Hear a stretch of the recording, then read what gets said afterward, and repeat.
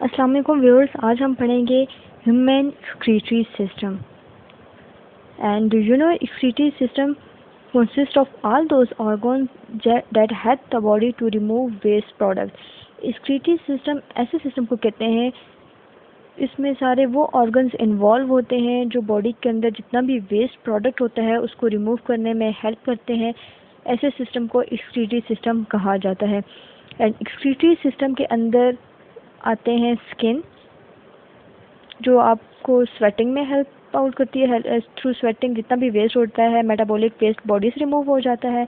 And then lungs, liver and kidney, these 4 organs are involved in the process of excretion.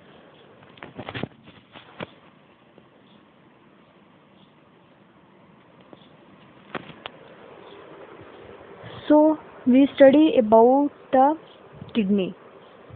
First of all इसका थोड़ा introduction देख लेते हैं। Kidney are dark red in colour. Kidney का जो colour होता है वो डार्क रेड होता है। And its shape is bean shaped, बिल्कुल जैसे आपने देखा होगा लोबिया जो होता है, बिल्कुल लोबिया की शेप का बीन शेप किडनी होता है। इसकी लेंथ 12 सेंटीमीटर होती है, इसकी width 6 centimetre and thickness is 4 centimetre and its weight is 150 grams. इसकी लोकेशन पे आते हैं। ये जो किडनी होती है ये एब्डोमिनल कैविटी में होती है, बट बिलो द डायाफ्रेम, जो डायाफ्रेम की जो लोकेशन होती है उसके नीचे किडनी प्रेजेंट होती है। And kidneys are 2 in number. बिल्कुल सेंटर में जो वर्टिब्रल कॉलम होता है, जिनको वर्टिब्रे कहते हैं, 33 वर्टिब्रे होते हैं।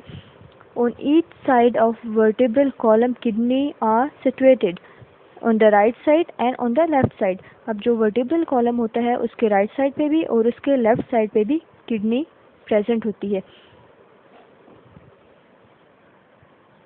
अब जो किडनी होती है ये एक सॉफ्ट ऑर्गन है, सो इसको प्रोटेक्शन चाहिए। इसकी प्रोटेक्शन के लिए इसकी आउटर मेम्ब्रेन टफ होती है, जिसको कहते हैं रीनल पेरिटोनियम। रीनल पेरिटोनियम ऐसी मेम्ब्रेन है जो टफ इन नेचर होती है और ये किडनी को इसने कवर किया होता है, किडनी को प्रोटेक्शन प्रोवाइड करती है।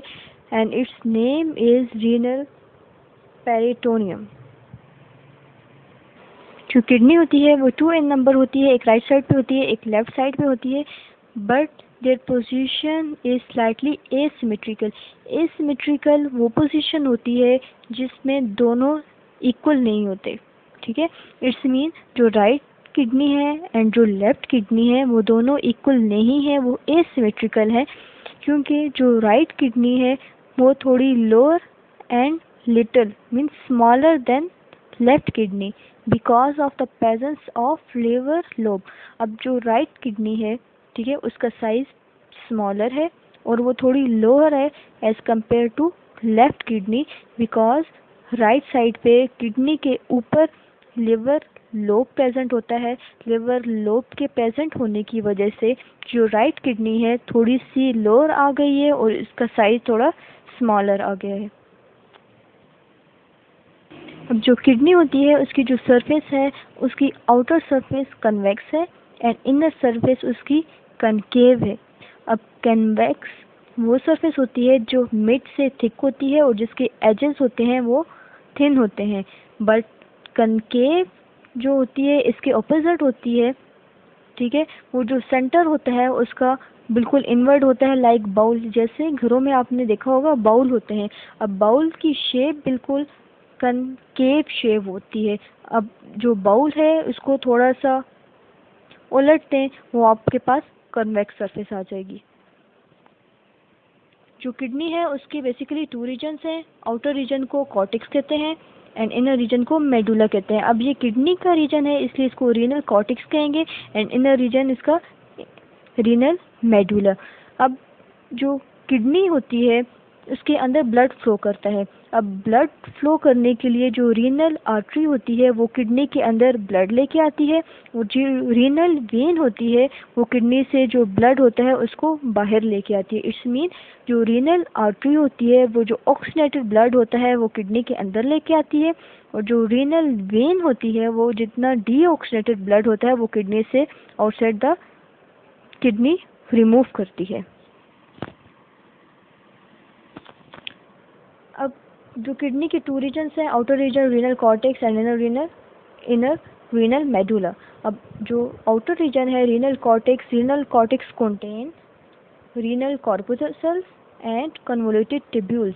अब renal corpuscles and renal tubules, convoluted tubules वो रीनल कॉर्टेक्स में आते हैं, and renal medulla contain pyramids. अब जो रीनल कॉर्पस्कल्स होते हैं उनका फंक्शन क्या होता है, वो जो ब्लड की फिल्टरिंग में हेल्प आउट करते हैं, और कन्वोल्यूटेड ट्यूब्यूल्स ये अभी आप आगे यूरिनरी सिस्टम में पढ़ेंगे। जो ट्यूब्यूल्स होते हैं वो सारे के सारे क्या करते हैं, जो वेस्ट होता है उसको कलेक्ट करने में हेल्प आउट करते हैं। और जो मेडुला होता है, मेडुला कंटेन पायरामिड्स, और किडनी के अंदर ट्रायंगल शेप के पायरामिड्स प्रेजेंट होते हैं। Each kidney contain 10 to 15 pyramids. अब हर किडनी के अंदर 10 to 15 पायरामिड्स प्रेजेंट होते हैं। अब यही जो पायरामिड्स होते हैं ये ओपन किस में जाके होते हैं, पेल्विस में, एंड पेल्विस जो होता है वो जाके ओपन होता है यूरेटर में।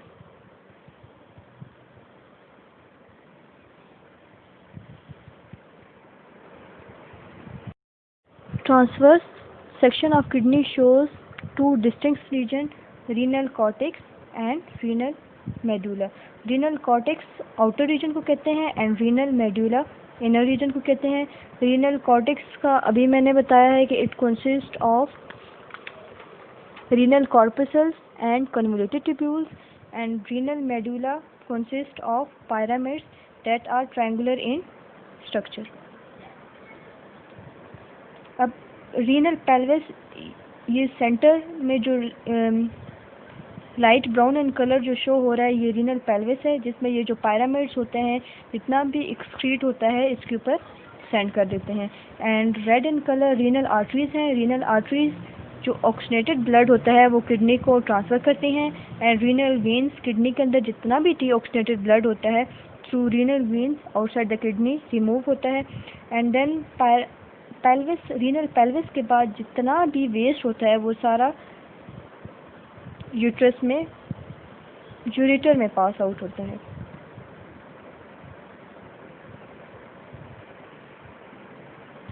अब किडनी के अंदर जितना भी वेस्ट था वो सारा नेक्स्ट पास आउट हो जाता है नेक्स्ट पार्ट की तरफ, जिसको कहते हैं यूरेटर। अब जो यूरेटर होता है उसका साइज़ 28 सेंटीमीटर लॉन्ग होती है। उसकी स्ट्रक्चर वो पेड फॉर्म में होता है। It's mean 2 in number. अब ये जो ब्राउन कलर में शो हो रहा है ये है ureter. These are 2 in number, right and left. इसकी स्ट्रक्चर जो होती है वो नैरो होती है, ये ब्रॉडर नहीं होता, क्योंकि किडनी ब्रॉडर होती है और ये जो यूरेटर होता है ये नैरो होता है। They are muscular because they are made up of muscles. ये जो मसल्स होते हैं, जो ऑर्गन्स होते हैं वो सारे टिश्यूज़ मसल से मिलके बनते हैं, इसलिए ये जो यूरेटर है ये भी मसल से मिलके बनता है, और इसकी शेप बिल्कुल ट्यूबुलर होती है, ट्यूब लाइक होती है। इसका फंक्शन क्या होता है, जितना भी किडनी के अंदर वेस्ट होता है, जो यूरिन होता है, थ्रू यूरेटर ये पास करता है नेक्स्ट ऑर्गन की तरफ, जिसको कहते हैं यूरिनरी ब्लैडर। अब जितना किडनी के अंदर वेस्ट था पेल्विस से आता है यूरेटर में, and through these tubes they are passed into the next organ, that is ureter, urinary bladder.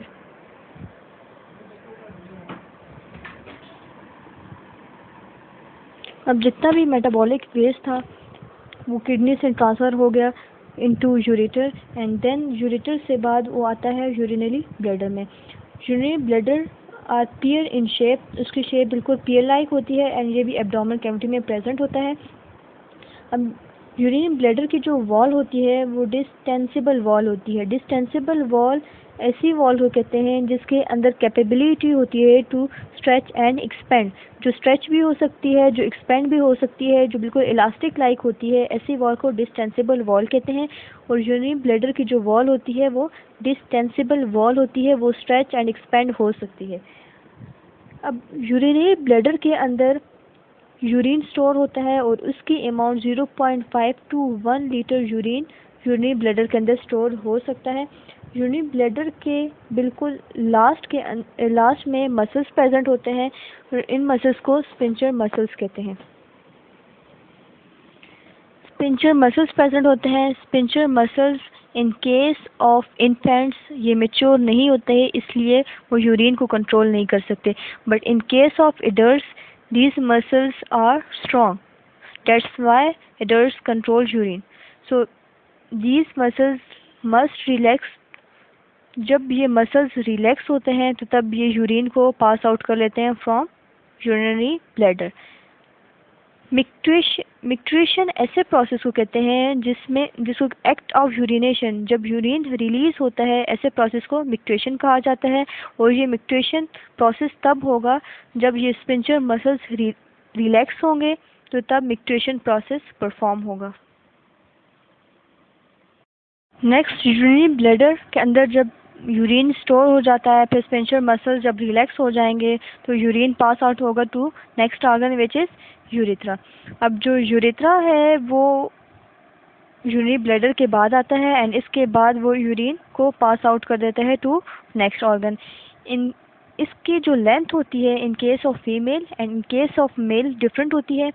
In case of female इसकी लेंथ 2 to 3 सेंटीमीटर लॉन्ग होती है and in case of female इसका just एक function होता है, ये urine को carry करता है, ठीक है, जस्ट इसका एक फंक्शन होगा। But in case of male इसकी जो लेंथ होती है वो लॉन्गर होती है, 20 सेंटीमीटर होती है और इसके 2 फंक्शंस होते हैं मेल में, ठीक है। It carry urine as well as spermatic fluid. अब ये यूरिन को भी पास आउट करने में हेल्प आउट करता है एंड नेक्स्ट स्पर्मेटेड फ्लूइड को भी पास आउट करने में हेल्प आउट करता है।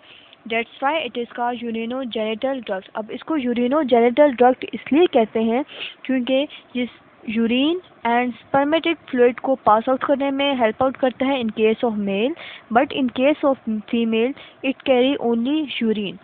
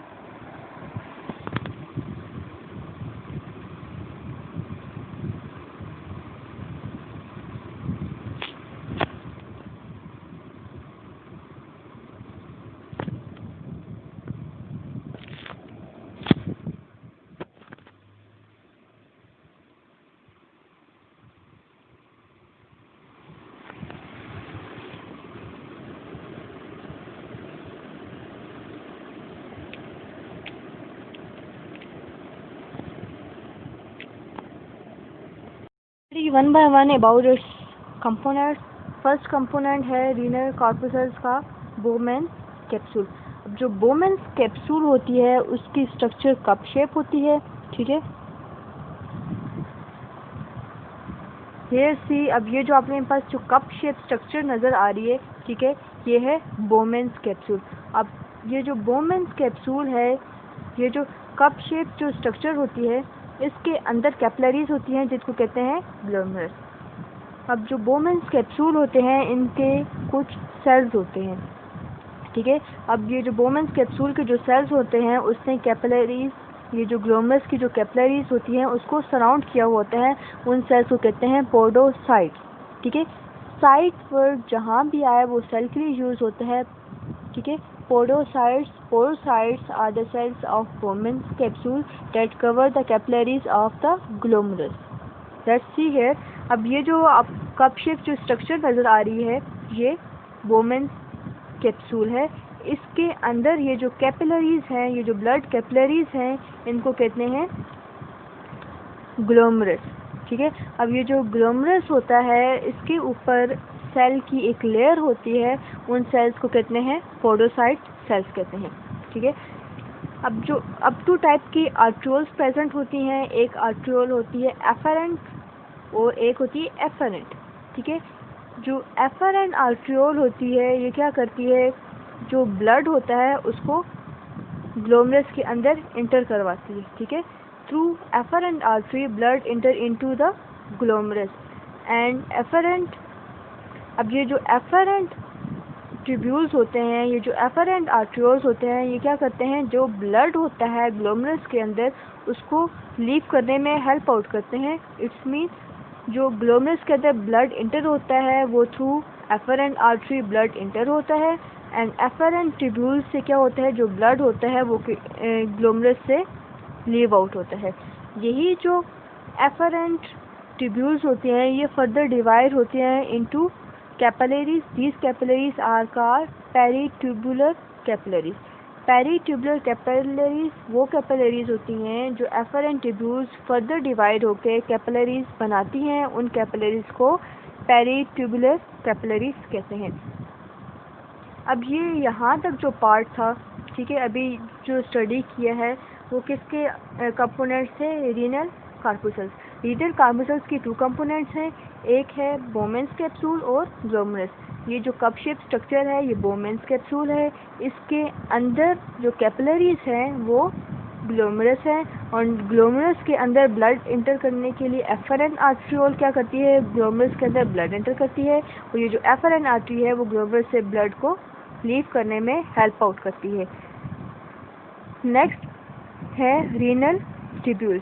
अब रीनल ट्यूब्यूल्स के 4 कंपोनेंट्स थे। Its first component is proximal convoluted tubules, its second component is distal convoluted tubules है, third is loop of Henle and fourth is collecting duct. Now study 1 होती हैं जो efferent tubules further divide होकर capillaries बनाती हैं। उन capillaries को peritubular capillaries कहते हैं। अब ये यहाँ तक जो पार्ट था, ठीक है, अभी जो स्टडी किया है वो किसके कंपोनेंट्स थे, रीनल कार्पुसल्स। रीनल कार्पुसल्स की 2 कंपोनेंट्स हैं, एक है बोमेंस कैप्सूल और ग्लोमरस। ये जो कप शेप स्ट्रक्चर है ये बोमेंस कैप्सूल है। इसके अंदर जो कैपिलरीज हैं वो ग्लोमरस है और ग्लोमरस के अंदर ब्लड इंटर करने के लिए एफरेंट आर्ट्रियोल क्या करती है, ग्लोमरस के अंदर ब्लड इंटर करती है और ये जो एफरेंट आर्टरी है वो ग्लोमरस से ब्लड को लीव करने में हेल्प आउट करती है। नेक्स्ट है रीनल ट्यूब्यूल्स।